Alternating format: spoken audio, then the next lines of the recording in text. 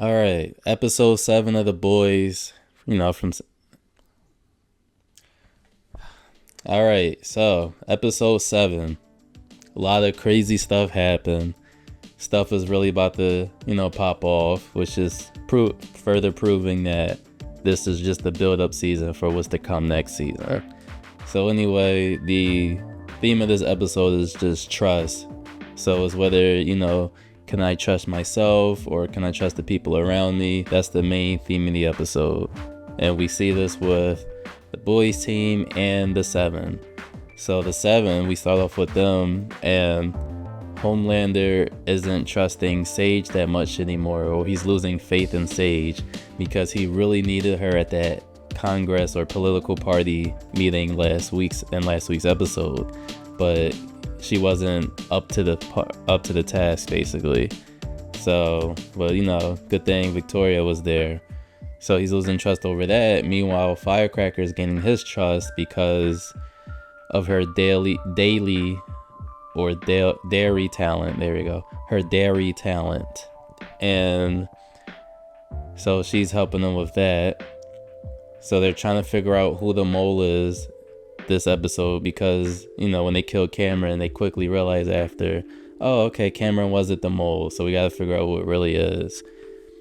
So they end up going to Webweaver because Firecracker says that Webweaver is the leaker, and we see Webweaver and he's just shitting his webs because he's scared of Homelander, not necessarily Firecracker. He's just nervous, and we could just hear all the farts and see the wet webs come out. At one point, it basically looks like water is coming out his butt. It's not his butt, but it's like a butt on his lower back. And he's just really nervous, and yeah, Homelander just gets tired of his crap and he just rips him in half in like a brutal Mortal Kombat style way, and Firecracker's like, oh my gosh. And right here, I thought she was gonna start laughing or something and be like, oh my god, that was a good kill. But she was really genuinely scared because, that could be her at any moment if she makes him mad enough. So I just thought that was funny. And meanwhile, with the boys team, MM trusts Butcher again to lead the team. But Butcher doesn't really trust himself because he found out that his friend Kessler has been in a hallucination of his mind all along. And he's been staring him down the wrong path. Or he's been staring himself down the wrong path this season. And he accepts the leadership of the boys team again. And they split up. So Kimiko and Frenchie are going to go with Dr. Samir to work on the virus against Homelander. And then Butcher, Annie, and Huey are going to go find this mystery person that Sage was seen speaking with, and there'll be more on that to us later in the review. So basically this person ends up being a shapeshifter in the most disgusting way you could think of. She basically, all she has to do is touch you, and then when she wants to change her form, she just like rips her skin off her face, and then under that skin is the new form or the previous person that she touched. So this is clearly a homage to Mystique from the X-Men, has to be. But instead of just changing shape, she has to do it, by ripping her skin off, tearing herself apart, which takes a little longer than Mystique. So that was just really nasty, but kind of creative. It reminded me of those Russian dolls where you pop open and then there's another one inside. So yeah.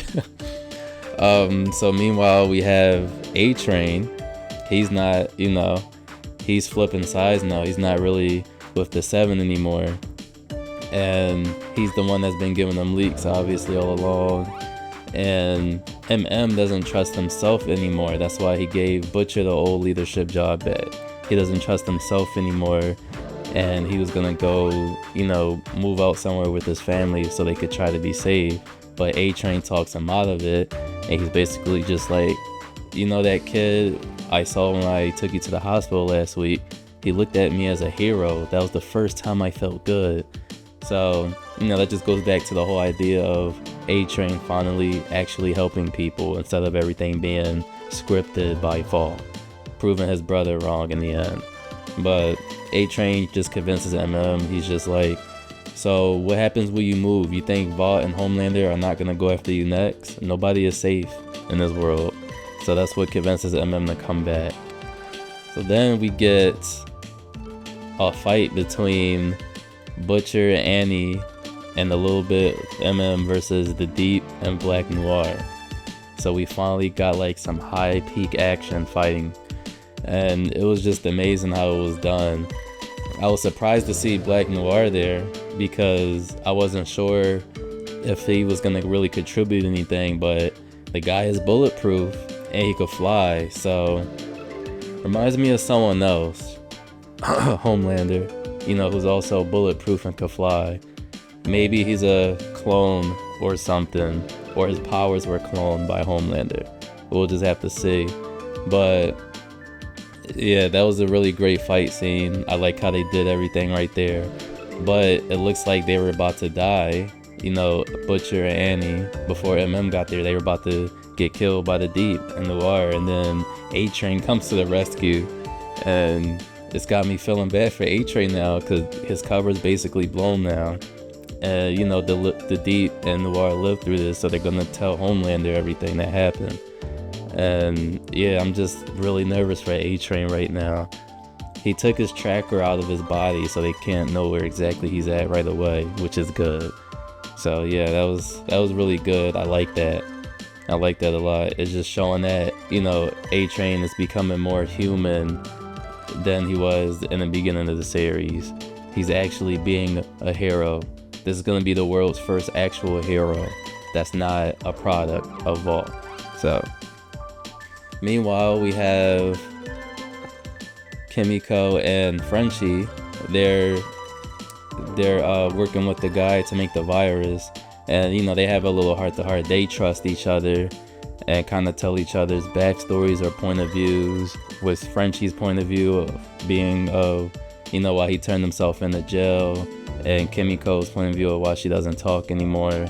So it was just a really nice heart-to-heart, because Frenchie doesn't think she understands him when she's actually the only person who really can understand him, because they're really the same person. The only difference is she could just rip people apart like tissue paper with no effort. So, and then we have Sister Sage back at the 7 after everything was reported to Homelander. It's funny to see Homelander crying over A-Train a little bit. He's like, okay, A-Train, do this to me. And I'm thinking back to like season 3 where A-Train was having the heart problems and Homelander was just treating him like shit. He's just like, yeah, I can see you getting fat. Blah, blah, blah, blah, blah. So it's just funny how Homelander thinks he's supposed to be treated with respect by everybody, but he doesn't know how to treat people with respect himself. So that's just funny. So then we cut back to the 7 towers. So we see Firecracker, Homelander, and Sister Sage. So Sage goes in there and she's like, oh, I thought we were having a meeting at 11. And Firecracker's hype. Oh, we moved it up, sugar. And then that's where basically Homelander asks her who the leak was. And then Firecracker jumps in and is like, well, it was A-Train. We found out it was A-Train. And Sage says she knew the whole time. She was just pretending not to know, because A-Train was like her connection to knowing what the boys team was doing. So she was letting them think that they had the upper hand by having an insider, but Sage already knew about it. But the problem is she didn't tell Homelander, and Homelander felt some type of way. So he ends up just firing her. I thought he was gonna laser her face off or something, but he ends up firing her. But that has me thinking maybe that's part of her plan too, if she's calculating everything like that, right? How she's all, oh, I knew A-Train was the leaker all along, I just didn't say nothing. So maybe she knew this would be Homelander's reaction, because Sister Sage is just too important of a character to just fire regularly. So she's gonna have a comeback of some shape or form, hopefully. And it's just this other funny plot twist that comes right after. So she walks past Black Noir and the Deep after they got beaten up earlier. And and Deep is like, hey babe, what's up? and she just like walks past them, and Black Noir's like, she's like, oh, I got fired, and Black Noir's like, whoa, you can't leave. We have something special. I love you. And it's just funny because it's out of nowhere. And I'm like, what? And Deep was like, wait, she's been messing with you too? She's been lobotomizing herself? And he's like, what's lobotomizing? What do you mean? And I'm like, oh my God. That was just really funny because I thought she was only messing with Deep, but she was just for the streets or for the floors at Vault Tower. Yeah, and she wasn't for the street, she was for the different floors, if that makes sense. So also, almost forgot to mention, Kimiko gets injected with that virus that Dr. Samir was working on, and we're shown that the virus works because he injects her around the ankle area, but Frenchie quickly cuts off her leg. And the good thing is here, he cuts off her leg and the virus stops spreading, but her leg will grow back. So, and now they could just use the virus that's inside her old leg's DNA to make more of whatever they need. And this was a pretty good episode for Ryan too, in my opinion, because Ryan is starting to see Vault's BS, how like their propaganda messages through their puppet show, which is a parody of Sesame Street, how everything is just wrong, what they're saying, what they're doing, how they're treating certain situations. And he just stands up for himself in this episode. He's like, yeah, I'm done, I quit, sorry. And he tried to say that earlier, and the producers told Homelander, and Homelander just tells Ryan to suck it up. So that's what pushed them further down the edge. If Homelander was supportive, then Ryan would have stayed a little longer, but Ryan's just fed up now, which restores Butcher's faith and hope. So that's good to see. And the last plot twist of the episode of Trusting No One, we see Annie and Huey, and they kind of, I don't know, have a good chat before they go to bed, let's say. But it's revealed that that version of Annie is the shapeshifter girl that's ripping herself apart to change into different people. And we get showed that back when Annie, the real Annie, was at the bar, this random girl took a selfie with her, having body contact with her, and that's all that girl needed to get her form. So she waited till Annie was alone, ambushed her, and then shapeshifted into her. So Annie's locked up somewhere, and the shapeshifter is in Huey's house doing something. So maybe she's still working for Sage.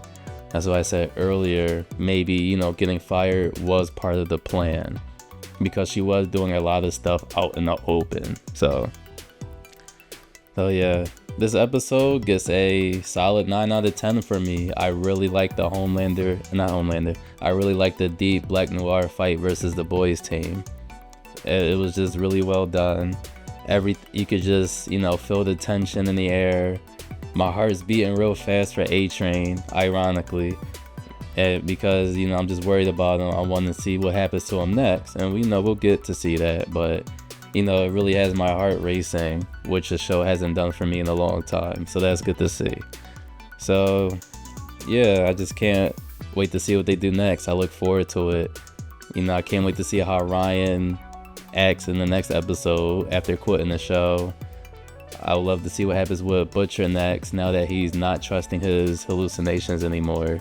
And I want to see if that shapeshifter problem gets resolved or not. So yeah, that's going to be about it for this review of Season 4, Episode 7 of The Boys. Let me know what you guys think in the comments below, whether you agree, disagree. It was a good episode.